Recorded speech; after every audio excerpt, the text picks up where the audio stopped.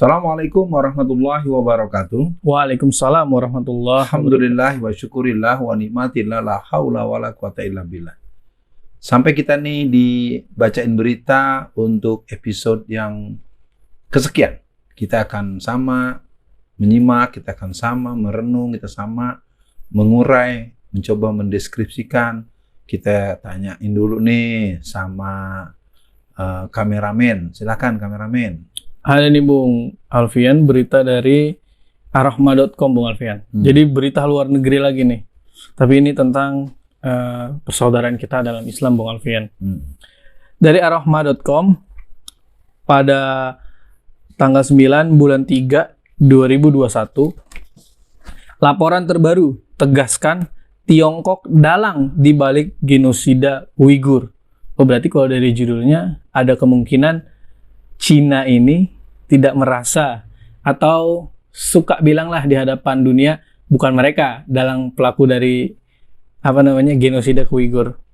Masuk ke dalam berita Bung Alfian. Ya. Cina melakukan genosida terhadap komunitas Uighur di wilayah otonom Xinjiang. Sebuah laporan baru yang dirilis pada Selasa tanggal 9 bulan 3 2021 menguak dikutip Anadolu. Laporan tersebut, The Uyghur Genocide, an examination of China breach of the 1948 Genocide Convention, berdasarkan tinjauan ekstensif atas bukti yang tersedia dan penerapan hukum internasional terhadap bukti fakta di lapangan, kata penerbit yang berbasis di Amerika Serikat. Para ahli telah memastikan Cina memikul tanggung jawab negara atas pelanggaran pasal 2 konvensi genosida. Nah, bagaimana Bung Alfian melihat fenomena ini? Kalau saya, Bung Alfian, ada pandangan sedikit. Kalau Amerika memang semangat banget nih, Bung Alfian, nyerang Cina. Tapi kita sebagai saudara Muslim, ya memang betul Cina yang menyerang saudara-saudara kita di Uighur. Bagaimana, Bung Alfian? Bismillahirrahmanirrahim. Kita coba dalami berita ini.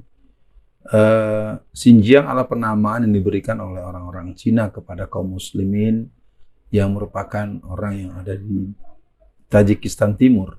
Sesungguhnya Tajikistan Timur itu bukan wilayah Cina, tapi Cina kemudian menganeksasi, mencaplok karena dianggap dia punya kekuatan untuk mengambil alih penduduk orang-orang Xinjiang yang nama yang diberikan oleh orang-orang Cina itu, atau kaum Tajikistan Timur itu ada 13 juta orang sampai penghujung tahun 1949. Nah, 49 dikenal sebagai Hari Revolusi Kebudayaan, di mana proklamasi kemenangan daripada komunis Cina PKC. Nah, jadi kalau soal ini kita lihat pertama dari faktor Cina, yang kedua faktor Tajikistan Timur, dan yang ketiga adalah faktor praktek sistem politik yang dipakai oleh RRC, sehingga kita bisa lihat bahwa mereka kemudian menangkap atau menganggap orang-orang Uighur ini yang aslinya orang-orang Tajikistan Timur sebagai orang-orang yang boleh dibilang kelas kesekian yang tidak boleh eksis. Nah, mereka melakukan itu sejak awal dan mereka melakukan istilah-istilah yang persis hampir di seluruh dunia komunis, dan ini memang sangat menyakitkan hati. Nah, soal Amerika jelas dia kepentingan konflik politik global. Kalau buat kita jelas Cina telah melakukan kebohongan publik internasional, dan dia mempunyai ratusan ribu, bisa juga jutaan buzzer yang dipakai untuk memberikan berita-berita bohong kepada dunia internasional bahwa orang-orang Muslim di wilayah kekuasaan Cina ini mendapatkan perlakuan yang baik. Jadi kata kuncinya pembuka bahasan kita untuk dibacain berita kali ini adalah nestapa berdarah yang panjang, karena sejak tahun 1949 sampai tahun 2020-an itu warga Muslim yang ada di sana tinggal 46%. Artinya kita bisa paham ada 54% antara mereka yang mungkin melarikan diri, mungkin dibunuh, mereka dirusak, mereka dipaksa tidak boleh beragama, dipaksa membatalkan puasa, dipaksa menikah dengan orang-orang Cina dari suku Han, yang mana mereka kadang-kadang masih punya suami suaminya diculik, dibawa ke camp penyiksaan, dan kemudian lalu istri-istrinya dipaksa untuk menikah dengan laki-laki Cina yang pastinya bukan orang-orang Muslim. Begitu. Iya, Bung Alfian, banyak itu beredar baik di website atau di sosial media. Jadi di Cina itu ada camp konsentrasi yang pernah ditelusuri oleh Google Earth kalau nggak salah ya, untuk melihat. Nah, tapi Cina itu selalu berdalih, Bung Alfian, di sana nggak ada camp gini. Mereka tuh emang diajarkan untuk kenegaraan, cinta negara, begitu-begitulah, Bung Alfian. Nyatanya banyak, Bung Alfian, tokoh-tokoh besar di Indonesia ini, mereka diajak jalan-jalan, Bung Alfian, ke Cina. Sebetulnya bukan orang Indonesia doang sih, ada beberapa dari negara lain. Sepertinya dari berita yang saya baca, mereka ini, orang Cina ini atau pemerintah Cina ini ingin memberitahu ke dunia bahwa Islam di Cina itu aman-aman saja.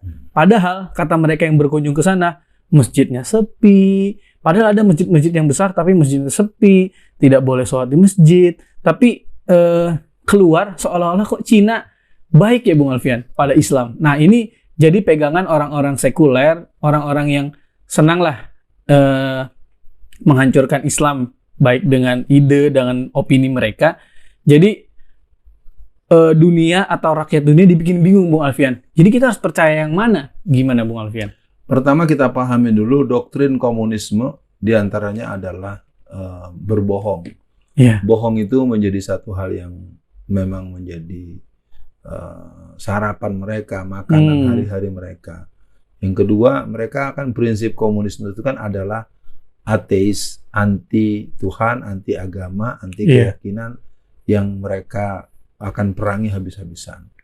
Yang kedua, mereka tuh anti kemanusiaan. Mereka tidak penting dengan manusia apapun kalau tidak diperlukan untuk kepentingan mereka. Yang ketiga, anti musyawarah.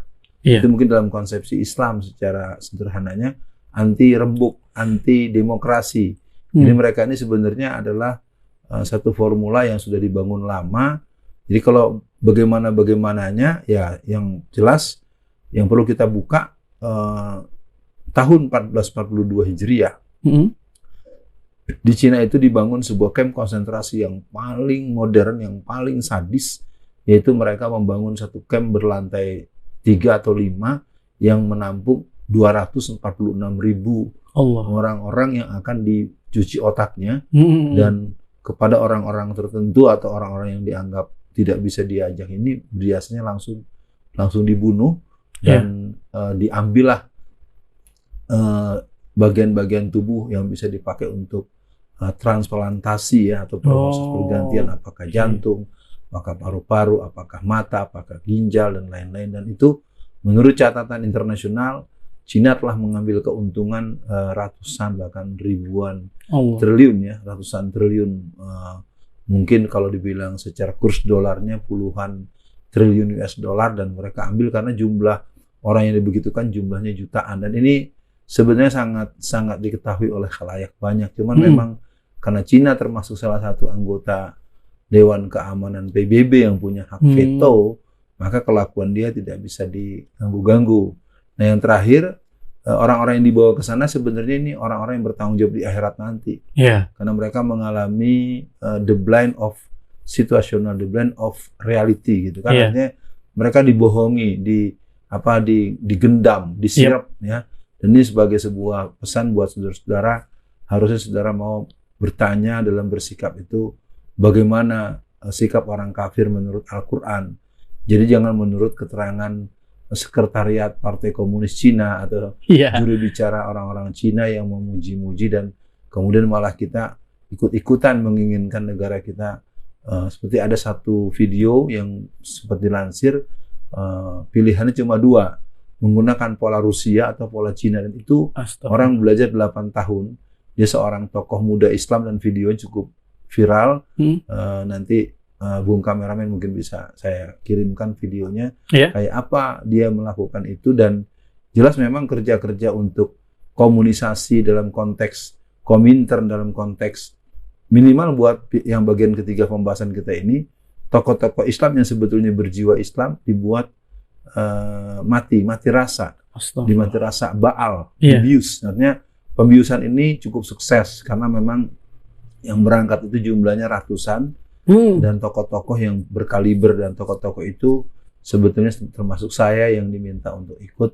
Alhamdulillah saya memilih untuk tidak mau ikut karena sepengetahuan saya yang ikut itu pulang-pulang memang jadinya nggak asik gitu dan cenderung jadi bersikap netral padahal orang tahu di Uighur, di Xinjiang itu, Tajikistan Timur itu yang terjadi adalah pembantaian, genosida, pembunuhan, penyiksaan, pemerkosaan, dan banyak lagi hal-hal yang di luar kepatutan secara kemanusiaan. Iya, Bung Alfian, lanjutan beritanya sedikit lagi. Laporan itu mengatakan, Presiden Xi Jinping melancarkan perang rakyat melawan teror di wilayah tersebut dan menjadikan daerah-daerah yang terkonsentrasi Uighur sebagai garis depan dengan alasan bahwa ekstremisme telah mengakar di masyarakat Uighur. Allah. Selalu alasannya ekstremis, radikal. Penjaga camp dilaporkan mengikuti perintah untuk menegakkan sistem yang berlaku sampai Kazakh, Uighur, dan negara muslim lainnya menghilang. Sampai semua negara muslim punah, katanya.